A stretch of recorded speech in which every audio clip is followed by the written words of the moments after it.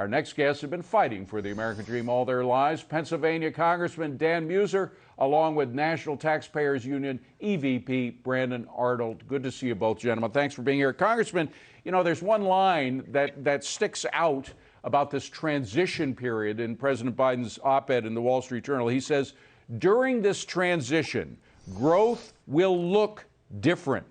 Well, it's not growth if you're not growing, right? How does that look any different? Yeah. There's no pro-growth plan anywhere near what the upside down economic policy of what the Biden administration is spewing. There's not much of a profile in real economics, nor is there any profile in courage with all this finger pointing and blaming.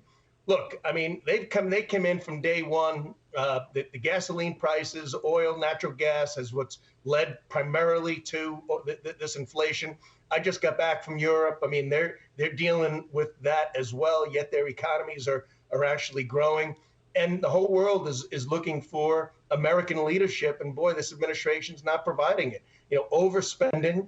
You know, his plan is to continue spending, raise taxes, and open up the oil reserves. I mean, it's just Band-Aid applications rather than any short-term or long-term policy. Well, they're not even Band-Aids. They're not working. It's having the opposite effect. The gas prices continue to go up, even as they sell off more of our reserves that, by the way, are supposed to stay within our borders. They're for emergencies at home, not to be sold overseas to China, of all places. Brandon, there's an old saying, if you're coasting, you're going downhill.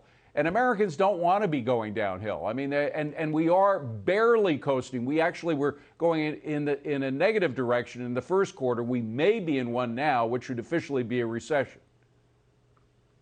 Yeah, that's absolutely right. And what's happening, you know, the lower income Americans, middle class Americans have been getting clobbered by inflation for a while. They're the ones that feel it the hardest. They feel it the worst. But it's even seeping into the upper middle class now. There's reports that people making $250,000 a year, increasingly dipping into savings, living paycheck to paycheck. Inflation is hitting everybody. It's hitting people of all income stripes. And instead of getting any real solutions out of this administration, I think you pegged it perfectly.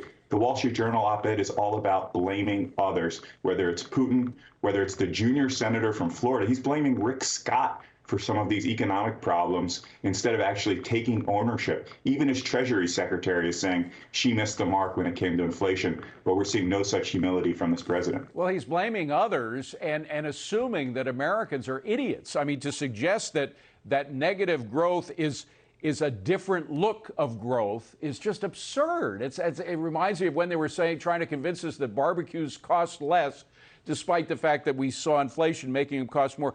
Congressman, also on gas specifically and oil production in the United States, we're going hat in hand to Saudi Arabia to get them to produce more. Meanwhile, they say they're not discouraging producers here from producing more. But you look at what's happening with the Dakotas, where you have the Bakken shale, and used to be, you know, we were getting 45 million barrels in October 2019. Now we're getting about 27% less than that in oil production. You have a lot of shale oil in Pennsylvania. Is the same thing happening there? Yeah, we certainly do. I mean, this is a profile again in Jimmy Carter on steroids. It's the highest level of inflation in 40 years and the worst president in 45 years. Yeah, the Biden administration decided to send a mission group to Venezuela to see what they could do there. Now they're going to go out to the Middle East and to Saudi Arabia and to OPEC. And meanwhile, we've got the second largest reserve of natural gas in the world here in Pennsylvania. They have been on the assault on domestic energy, David, through the regulations, through canceling of the Keystone Pipeline, and primarily to the warnings to investment banks to disclose their climate risks in their investments. I mean, this is an administration. If there's one thing that Joe Biden's lived up to, was his campaign promise was to kill domestic fossil fuels, and he's doing one hell of a good job doing it. And then they speak fondly of the idea of gasoline prices being high, and somehow that's going to create more green energy. I mean, it's really upside down. Well, and Brandon, the congressman is on the committee for small business. Small businesses are hurt particularly hard by the overregulation of this administration. You have so many new regulations coming in. Not only did they reverse the deregulation of the Trump years, but they've added on to that far more regulations than existed before Trump was president during the Obama years. So, I mean, the fact is that big businesses can sometimes eat those costs, not always, but small businesses can't. They can't afford fancy lawyers and accountants to help them out with these regulations. Yeah, that's absolutely right. They've been, excuse me, they've been clobbered by inflation. They've been clobbered by additional regulatory burdens. And right now, you go on summer vacation now. We're in that season. You go to the beach and ice cream stores can't stay open. The place selling flip-flops and pool floaties can't stay open. Why? Because we've had such lousy policies that have increased inflation, that have increased the cost of doing business. Labor costs are through the roof if you can even find people to staff these seasonal stores. So it's really starting to crunch these small businesses and really hurt the people that want to do business with them, the consumers that want to go out there and support their local small businesses. Can't when these stores are closed. Congressman, it seems to me, final question to you, that this administration is looking towards is kind of a quasi-socialist European model.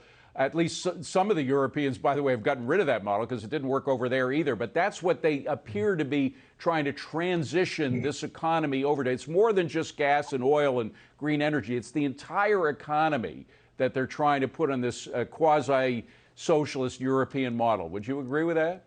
Yeah, it's very odd how they have absolutely no respect for the private sector. They have no understanding of what small business is going through.